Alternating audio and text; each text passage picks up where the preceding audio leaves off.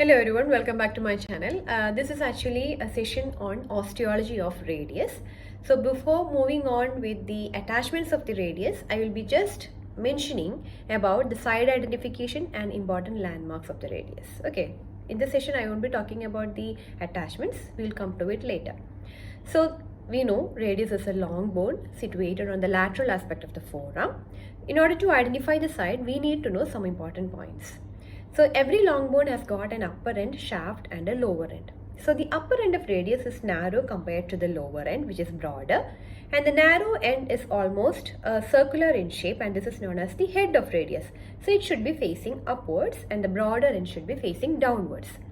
The next one is there is a pointed projection from the lower part, that is known as styloid process of radius, that should be facing laterally, and one border is sharp, so sharp that you call this as interosseous border, and this should be facing medially, and above it you have the radial tuberosity, again medially.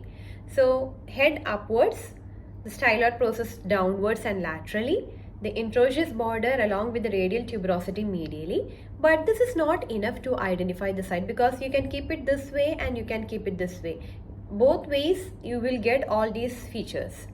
But there is one more point which will help you to identify the side, that is on the lower part you can see a projection, this projection.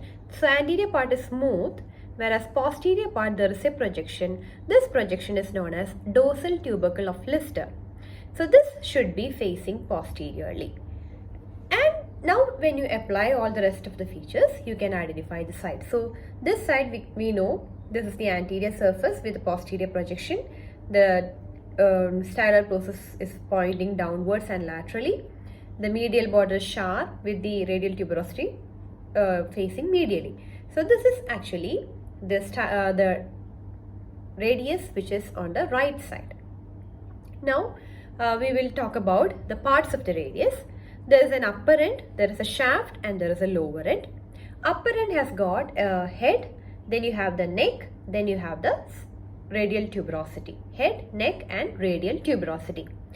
Now coming to the shaft of the radius, there are mainly 3 borders and 3 surfaces. That is, when you take a cross section of a long bone, you can see that it is triangular in shape. That means there are 3 borders and 3 surfaces. One border we have already mentioned, that is the medial border or the interosseous border.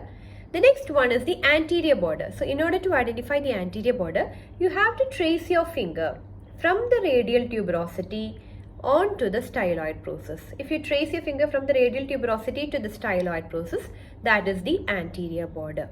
And posterior border, it is actually a faint ridge which is seen on the posterior aspect, and it is prominent only in the middle of the radius. It is not prominent in the upper and lower end. So that's about the borders. Now talking about the surfaces of the shaft of radius, there is an anterior surface. Anterior surface means between the anterior border and the medial border. Then you have the posterior surface, which means again between the medial border and posterior border. And there is a lateral surface which lies between the anterior border and posterior border. So these are the borders and surfaces of the shaft of radius. Now coming to the lower end, we know that the lower end is actually flattened, and there are mainly 5 surfaces for the lower end. Anteriorly it is almost flattened. Then medially there is a triangular region, triangular articular facet, and this is actually for the articulation with the head of ulna to form inferior radioulnar joint. So there is an articular facet on the medial aspect. Then lateral surface is there, and on the posterior surface you have the projection in the middle, that is known as the dorsal tubercle of Lister. And inferiorly again there are mainly 2 articular facets. One triangular articular facet with the apex pointing towards the styloid process, and medially you have the quadrangular articular facet. So these are the surfaces on the which you get at the lower end of the radius. So these are the main parts of radius. Regarding the attachments, I will be detailing it in the coming session. Please keep watching. Thank you.